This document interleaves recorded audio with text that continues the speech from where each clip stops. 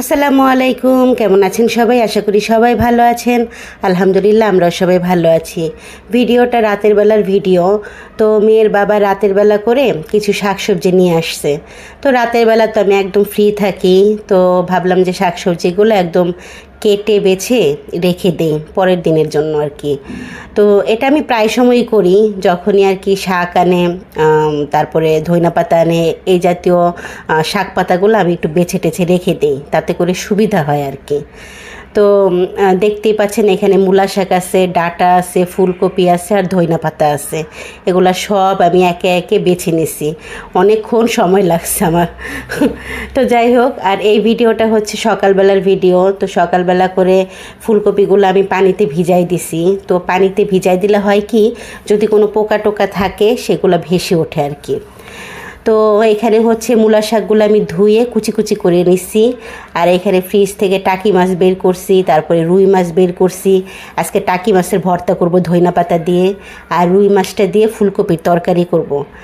আর এখন আমি মূলা শাকটা কিছুটা নুন দিয়ে হাত দিয়ে চটকায় নেব। তো মূলা শাকটা হাত দিয়ে চটকালে মানে তেতো ভাবটা আর কি বেরিয়ে আসে। তো তেতো ভাব বলতে মানে তেতো পানিটা আর কি, তো পানিটা পরবর্তীতে আমি ছেঁকে ফেলে দেবো আর কি। তো যাই হোক, এখন আমি মূলা শাকটা ভাজি করব। ফার্স্টে হলো তেলের মধ্যে শুকনা মরিচ দিয়ে দিছি। শুকনা মরিচ দেওয়ার পরে আমি কিছুটা রসুন একটু থেতো করে দিছি, থেতো করে রসুন দিয়ে দিছি। তারপরে কিছুটা পেঁয়াজ কুচি দিয়ে দিছি, কাঁচামরিচ ফালি করে দিয়ে দিছি, দিয়ে একটু ভালো করে লাল লাল করে ভেজে নিছি। ভেজে তারপরে মূলা শাকটা আমি এখন দিয়ে দেব। মূলা শাকটা দিয়ে তারপরে লবণ দিয়ে দেব। লবণ দিয়ে তারপরে মূলা শাকটা আমি সুন্দর করে আর কি ভাজি করে নেব। আর মূলা শাকটা আমি ঢাকবো না, না ঢেকে আর কি রান্নাটা করব। ঢাকলে না মানে কালারটা কেমন যেন ফ্যাকাশে হয়ে যায়, এর জন্য আমি সবসময় ঢাকি না আর কি। হ্যাঁ, অনেক সময় ঢাকি যখন নাকি মূলা শাকটা একটু বাত্তি টাইপের থাকে তখন।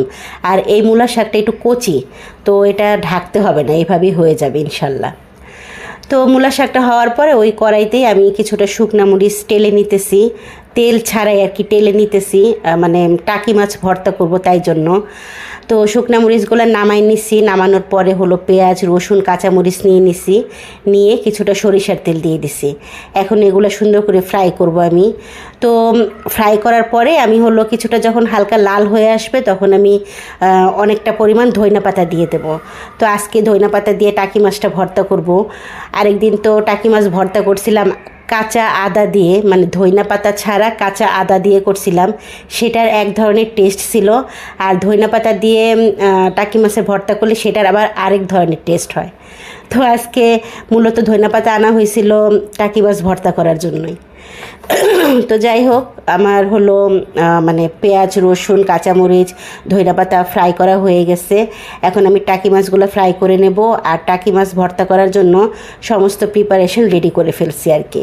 তো দেখতেই পাচ্ছেন শুকনা মরিচ টাকি মাছগুলো ভাজা হয়ে গেছে। আর এখানে হলো ফুলকপি তরকারি করব, তাই জন্য আর কি রুই মাছগুলো ভেজে নিতেছি।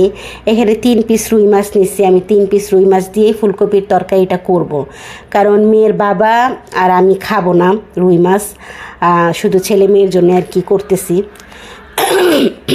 তো এখানে হচ্ছে ফুলকপির তরকারিটা করব। তো তেলের মধ্যে পেঁয়াজ বাটা দিয়ে দিছি, লবণ দিয়ে দিছি, হলুদের গুঁড়া দিয়ে দিছি, তারপর কিছুটা পানি দিয়ে দিছি, তারপরে হলো মরিচের গুঁড়া দিয়ে দিছি, ধইনার গুঁড়া দিয়ে দিছি, দিয়ে ভালো করে মশলাটা কষায় নেব। আর এখানে ফুলকপিগুলোও দিয়ে দেবো। এখানে একটা আলুও আছে। আর ফুলকপিগুলো না আমি একটু ভাপ দিয়ে নিছিলাম। তারপর কপিটা যখন কষানো হয়ে গেছে, কষানোর পরে আমি ঝোলের পানি দিয়ে দিছি। তখনই মানে এমন একটা ঘটনা ঘটছে, সেটা হচ্ছে মানে গ্যাস ফুরাই গেছে আর কি। সিলিন্ডার গ্যাসে রান্না করলে যা হয় আর কি, হঠাৎ করে গ্যাস ফুরায় যায়। তো গ্যাস ফুরাই গেছে, তারপরে আমি কি করব, তারপরে ভাবলাম যে রাইস কুকারে দিয়ে দেই। তো রাইস কুকারে হলো তরকারিটা পুরাটা ঢেলে দিছিলাম, ঢেলে দিয়ে তারপরে কিছুক্ষণ জাল করে নিছি। মানে যেহেতু পানি দিয়ে দিছিলাম, পানি মানে ঝোলটা তো একটু মানে জাল করতে হবে তাই না, জাল করে একটু শুকাতে হবে। তো যাই হোক, রাইস কুকারে আমি রান্নাটা করে নিছি, মানে ফুলকপির তরকারিটা আর কি করে নিছি। তো ফুলকপির তরকারিটা এখানে হতে থাকুক। আর এইদিকে আমি মানে ভর্তা করছি, মানে অফ ক্যামেরায় আমি টাকি মাছের ভর্তাটা পুরোপুরি করে নিছি, ধইনা পাতা দিয়ে টাকি মাছের ভর্তা। তো ডিটেলসটা দেখাইলাম না, আসলে একা একা যখন ভিডিও করি একটু টাফ হয়ে যায় আর কি ভিডিও ভিডিও করাটা, তো সেই জন্য আর কি দেখাইতে পারলাম না। তো এর আগে মানে কয়েকদিন আগে যখন আমি কাঁচা আদা দিয়ে টাকি মাছের ভর্তা করছিলাম, তখন তো সেটা আপনাদের সাথে শেয়ার করছিলাম। তো সেইভাবেই আর কি জাস্ট কাঁচা আদাটা দেই নাই, ওটার বদলে মানে আদাটার বদলে আমি হলো ধইনা পাতা দিচ্ছি। তো যাই হোক, ফাইনালি আমার রান্নাবান্না কমপ্লিট হয়ে গেছে। এখানে টাকি মাছের ভর্তা দেখতেই পাচ্ছেন, অনেক সুস্বাদু হয়েছিল, মাশাল্লাহ মাশাল্লাহ মাশাল্লাহ। তারপরে মূলা শাক ভাজি করছিলাম, তারপরে ফুলকপির তরকারি করছি রুই মাছ দিয়ে। ফুলকপির তরকারিটা না দেখতে যেমন সুন্দর হয়েছে, খেতেও কিন্তু অপূর্ব হয়েছে, মাশাল্লাহ। মানে নতুন ফুলকপি তো খেতে অন্যরকম লাগে, মানে অন্যরকম একটা টেস্ট লাগে আর কি। তো যাই হোক, এখানে হলো শসা লেবু কেটে নিচ্ছি, আর এখানে হলো একটু দুধ জাল করতেছি, গরুর দুধ, 1 লিটার পরিমাণ দুধ আছে এখানে। ছেলে কয়েকদিন যাবৎ বলতেছিল যে সেমাই খাবে, আমার ছেলে আবার লাচ্ছা সেমাইটা খুব পছন্দ করে।